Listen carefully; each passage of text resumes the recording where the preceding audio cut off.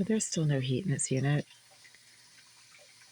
And because apparently we are still in the 1850s where central heating hasn't been invented yet, and the heating system that is provided by the landlord does not adjust to the temperatures outside, it is really cold, and I've had to turn the burner on the stove for warmth. Even though I sent an email to the landlord 3 days ago explaining to them that there was no heat in this unit and asking them to provide me with a space heater in here so that I can have a safer, less volatile method of heating this unit when it is cold outside and there's no heat in the baseboard pipes, and they have not responded. So this is what I have to do to get a little bit of warmth in here at 4:40 in the morning when my baseboard pipes are ice cold and it's somewhere in the 40s outside. I haven't checked the temperature yet. I literally just sat up, grabbed my coffee, and realized it was really chilly in here. And I'm starting to get like a cold because I'm sleeping in temperatures that are probably a little too cold for health and comfort. This unit goes down to about 58 degrees when there's no heat in here, and the temperatures outside are in the 30s and 40s. I don't know if there's heat in the rest of the building. The other day there was, but there was no heat in here. So when you walk out into the hallway, it's actually warmer in the hallway than it is in this unit. And you can tell the difference. Whatever is going on in here, I can only speculate. The landlord themselves admitted in court 4 years ago or 3 years ago when they filed a temporary injunction claiming that I needed to move out of this unit because there was a separate heating system for this unit that wasn't working. Well, I think they were right, because when there's heat in the hallway, there's still no heat in this unit. At the same time, even though I have silently woken up this morning, 10, 15 minutes ago, somebody directly below me in unit 76, there appears to be a total psycho directly below me, started violently slamming and smacking things around directly below my bed. Even though I sat up quietly, my alarm went off maybe 20 minutes ago and I shut it off.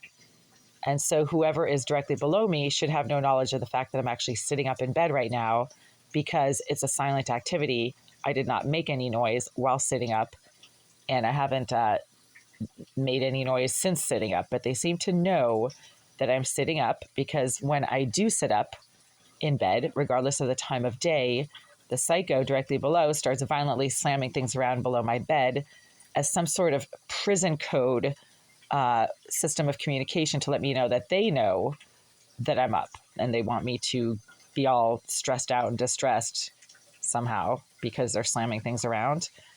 As far as I can tell, there were no slamming or banging noises at any point before I sat up in bed, even though I did snooze for about 15, 20 minutes after my alarm went off. And now they're all agitated directly below me. It is 4:45 a.m.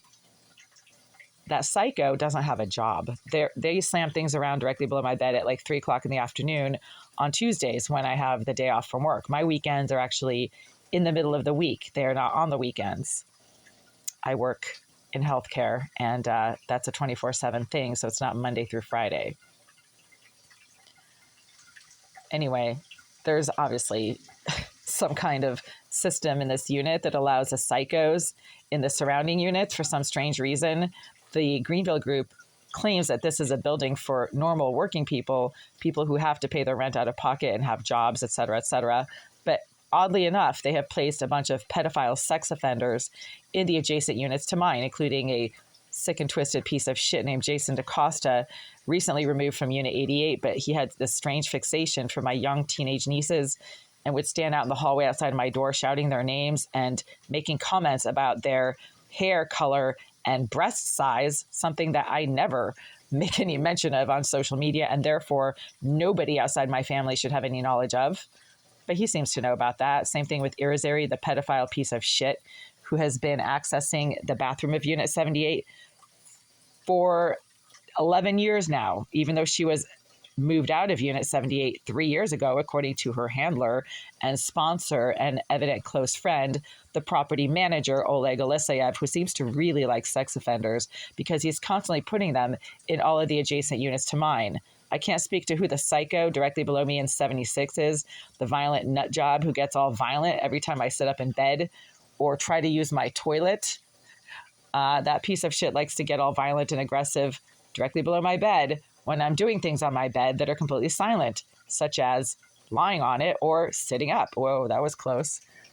So right now I'm monitoring this flame using my forward-facing camera because my eyes are so bad, I can't see what's going on my stove, even though I'm sitting approximately 7 feet away from the stove right now.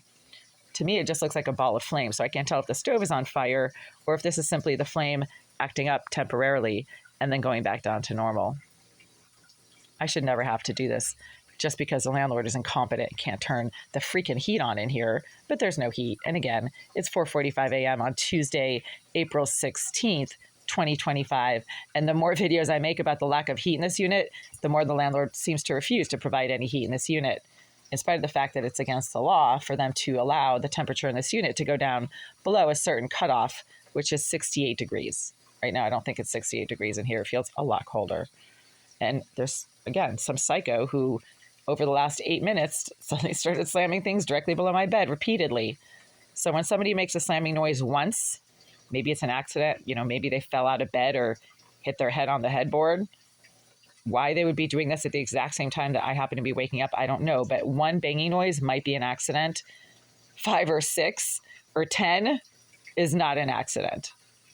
That's deliberate. And at 4:45 a.m. on a Tuesday, when that piece of shit below almost never leaves the building, not a coincidence, folks. It never is. And statistics will verify that for anyone out there who understands probability statistics, as I do. The more often something happens, the less of a chance that it has of being due to sheer chance. That's your p-value right there. Retards.